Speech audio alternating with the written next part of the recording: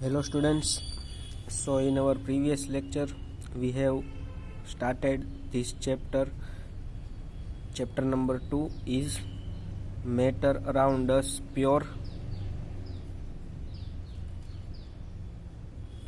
in which we have seen that there are different kinds of mixtures present in our surroundings. We have seen that when it is two kinds, homogeneous and heterogeneous, we have performed or we have studied a activity 2.2 in your textbook.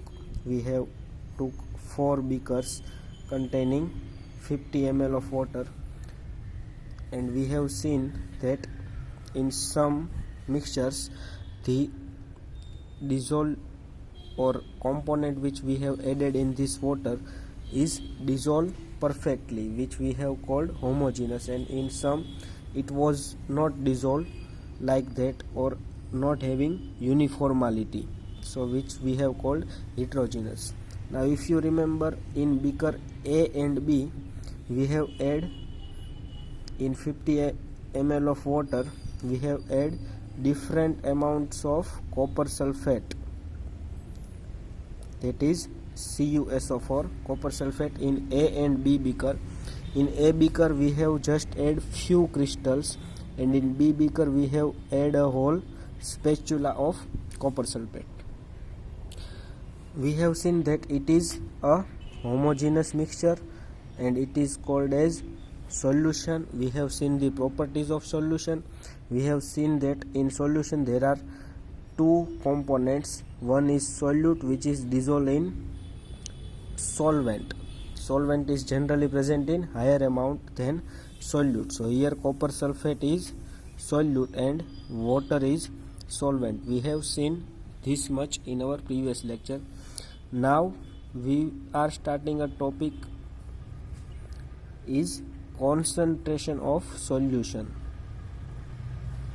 So why I have talked about this only 2 beakers is because we are talking about concentration of solution. So here if you add few crystals and a whole spatula in 2 different beakers, you will see that this blue color, due to presence of copper sulfate, solution will have blue color but of different shades. I have said then also that in A the shade will be lower and in B the shade will be higher. It will have very high blue color, but copper sulfate is present in less amount in beaker A and present in more amount in beaker B. So it is having different concentration of solute in solvent. So on the basis of presence of amount of solute, we can say that how concentrated a solution is or how diluted a solution is. So dilution and concentration are compared with each other. So they are generally comparative terms. Here you can say that B is concentrated but in compared with A. If you add 2 spatula of copper sulfate in beaker C in same amount of water, you will observe a very dark shade of blue in here, because again copper sulfate is greater than B. So B will be now diluted in compare with C. So B can be both concentrated when it is compared to A and diluted when it is compared to C. So diluted and concentrated are comparative terms. They can be compared with each other, or you can only say that in compared to this. You cannot say that any solution is concentrated without comparing it with anyone. So this is the concentration of a solution. Now this you have seen these two kinds of solution, either it is concentrated or diluted. Now another kind of solution is saturated solution. Let us understand this term with an activity. Activity 2.3 in your textbook says that you have to take 50 ml water in two separate beakers. 50 ml water in each. Now you have to add sodium chloride or salt in one beaker, and in another beaker you have to add sugar or barium chloride. You have to add these two in two separate beakers continuously, and also you have to stir it continuously. You have to stir it continuously and simultaneously adding these two components or two solutes continuously in this 50 ml of water until it cannot be dissolved further. One point will come when no more salt or no more sugar can be dissolved in this 50 ml of water. It's common, you have experienced this many times. Now you have to rise the temperature by 5 degrees Celsius. Now again some salts can be added, but again you will reach a point when no further solutes can be added. So when no further solute can be dissolved in a solvent, it is called as saturated solution. Or you can say that the solvent get its saturated point, or solution is now saturated. No further solutes can be added now in this saturated solution. So the amount of solute, now there will be some amount how much solute you have added to make this solution saturated. This amount can be called as solubility of this solute, that how much solute can be added. It's called as its solubility, because if you do this activity you will observe that different amount of these two were used in same 50 ml of water.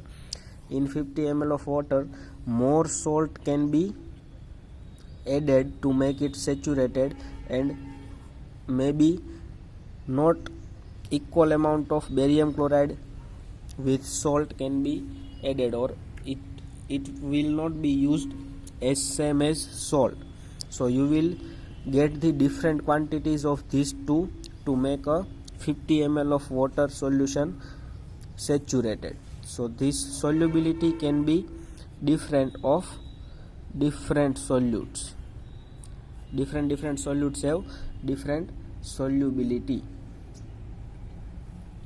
Now if the amount of solute present in a solvent is less than its saturated value, then it is called as unsaturated solution. Or you can say in other term that if more solute further can be added, then this solution can be called as unsaturated solution.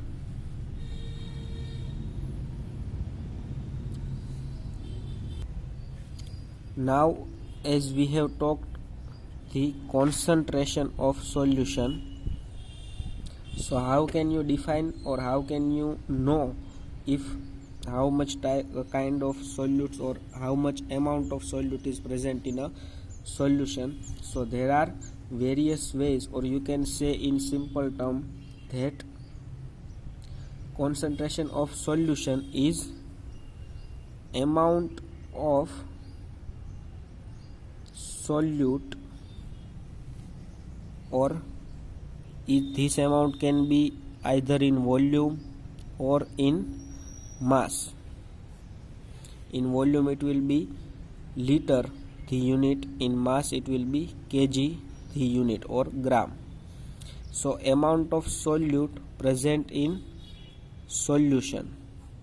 If a solution is having 360 gram of total mass, then how much gram of solute is added in that solution gives you the concentration of a solution. Now there are many ways to express this amount or this concentration, but we will learn only 3 formulas to calculate, or 3 different ways to calculate concentration of a solution. First one is mass by mass, means solvents and solute both are measured in mass. So the formula will be mass of solute, that is how much gram or how much kg of mass of solute is used, upon mass of total solution. The solution made is total mass you have to put here, and how much solute you have added you have to put it above into 100. The answer which you will get will be the concentration of solution in terms of mass by mass. Second one is mass by volume. So here mass of solute, it will be same, how much gram of solute you have added upon how much liter of solution is made, so upon volume of solution into 100. And third one is volume by volume. You have to measure it in liter only or milliliter.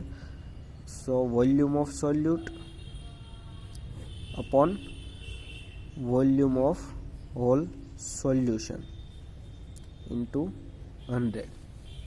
So it's easy maths, just mass by mass, mass by volume, and volume by volume, because you can measure any kind of solute or solvent in both mass and volume. There is an example given in your textbook that a solution contains 40 gram of salt in 320 gram of water. So here solvent is 320 gram plus solute is 40 gram. So the whole solution which will be made will be having 360 gram of total mass. So you have to calculate mass by mass percentage. The example asks to calculate mass by mass percentage.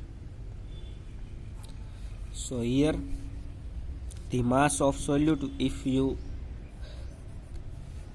put this value in this formula, the mass of solute is 40 gram of salt, then it is 40 gram upon the mass of solution. So if you add this 40 gram of salt in through 320 gram of water, then the total solution mass will be 360 gram.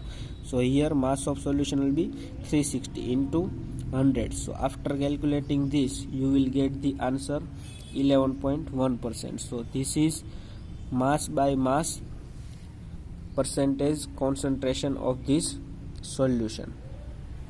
So this way you can calculate the concentration of solution in different measures. Now another kind of mixture is suspension. Remember activity 2.2 again, in which we have taken 4 beakers. In beaker 6 we have 50 ml of water in every beaker, we know that. But in beaker C, in activity 2.2, we have added chalk powder in this water. Now chalk powder is solid plus water is liquid, and we have seen that this mixture was heterogeneous,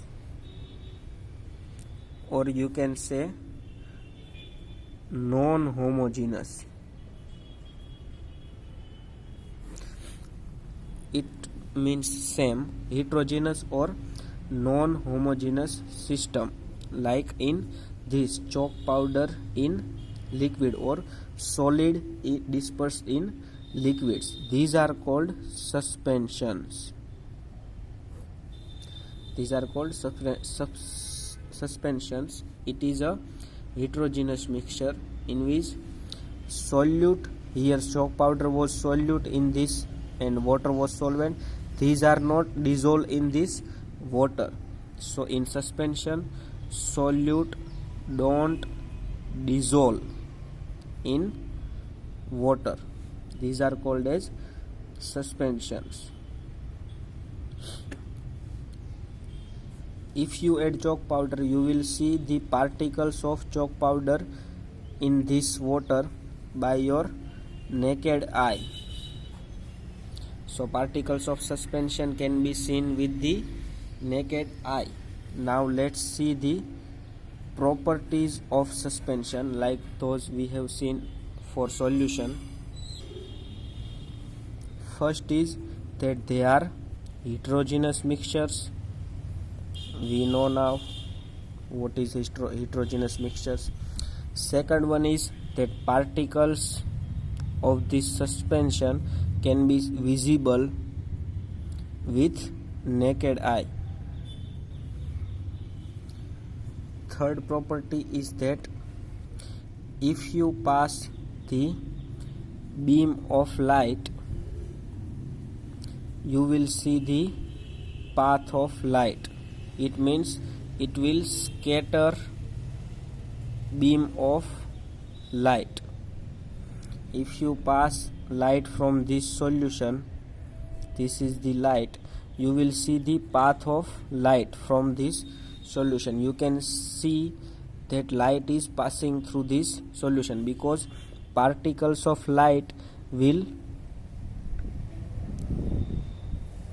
be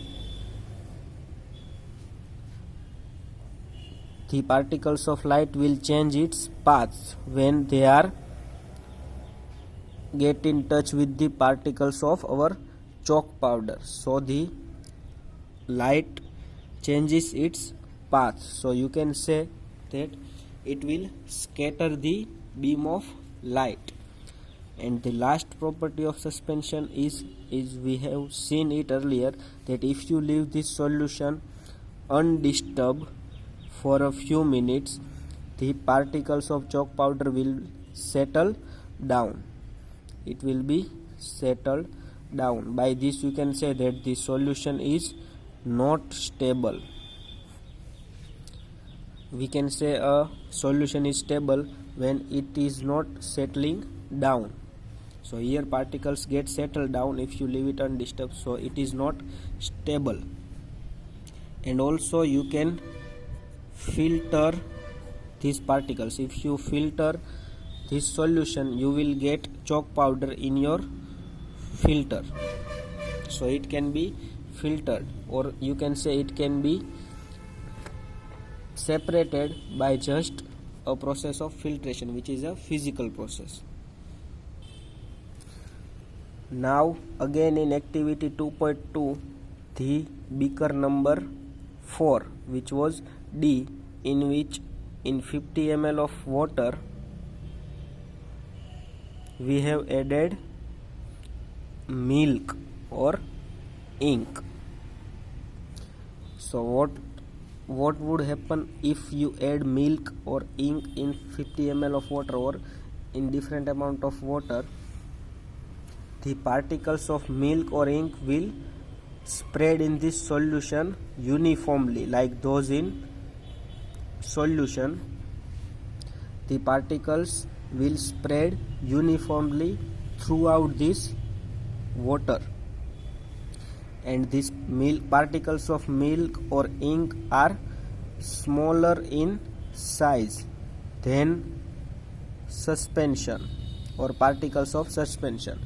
In suspension, the particles of chalk powder are larger in size than these particles of milk or ink, or these are smaller in size. So they are small. That's why this mixture looks homogeneous, like a solution. But actually, this solution is not homogeneous, it is heterogeneous, but the particles are very much smaller in size that you cannot see it with naked eye. That's why it is look like homogeneous, but actually it is heterogeneous mixture. Like if you say only milk also contains fat, proteins, water in different amounts. So it is not homogeneous mixture, it is heterogeneous mixture. They are not visible through naked eye, but if you pass a beam of light, the path of light is visible. The figure is given in your textbook. So this effect of scattering of light, this effect is called as scattering of light. It was first observed by a scientist named Tyndall. That's why this effect is called as Tyndall effect, after the name of this scientist. So every colloidal solution will show this Tyndall effect. By this you can say that it is a colloidal solution. It can also be, this Tyndall effect can also be seen in a dense canopy in forest. This diagram is also given in your textbook, figure 2.4. If you go in a forest which is having dense canopy of trees, the sunlight passing through these trees, you can actually view the path of light. Or also at your home, sometimes the sunlight coming through a hole or through a window, you can actually see this path of light. Why? Because particles of dust, smoke, these all are present in our room which scatter this light. That's why you can say, or you can see this path of light. This is also called as Tyndall effect. Anywhere scattering of light is seen due to presence of particles, it is called as Tyndall effect. Now let's see the properties of colloidal solution. Properties of colloid. First property is that they are heterogeneous mixture. We have seen that they are heterogeneous. The size of particle is too small that it is not visible with naked eye, because particles are very small in size. If you leave them undisturbed, it will not settle down like that in suspension. If you leave suspension for a few minutes undisturbed, the particles will settle down. But here, if you leave a glass of milk for few minutes undisturbed, the protein will not settle down at the bottom of the glass, because they are quite stable, not as stable as solution, but they are stable. If you filter them, or you can say if you try to separate them by the process of filtration, they will not separate. But if you want to separate a colloid solution, you have to centrifuge them. Now what is centrifuge? There is a machine called as centrifugation, or process of centrifugation, in which you have to add this any kind of solution in this test tube. There is a circular machine like this. You add this solution in this test tube. Now this will rotate this test tube in a very high speed. The test tube will rotate in this machine. So by this spinning of this test tube, the denser particles, or particles having higher density or higher weight will settle down at the test tube. It is common sense. Due to gravitational force, the weight or denser particle will settle at the bottom of test tube by this process of circulation, and the lighter particles will be present on this upper part. So by this process you can filter or you can separate a colloid solution. You can separate it. Now there are different examples of colloid given in your textbook in table number 2.1. You read that, but in that it is given that in a solution there are two things, solute and solvent. Solute is a particle which is being dissolved in a solvent, which is generally liquid. But in colloid, these solute are called as dispersed phase, which are being added. So protein in the milk is called as dispersed phase, but solvent are called as dispersing medium. So in colloid, solute are called as dispersed phase and solvents are called as dispersing medium. So in this table different dispersed phase are given and dispersing medium in which they are dissolved is also given, and which type of colloid are there it is also given, and examples of that which are quite familiar with you like fog, clouds, shaving cream, milk, these are given, which will give you a better understanding of colloid. So try to read that table. In next lecture we will study how to separate different kinds of mixtures. Thank you, students.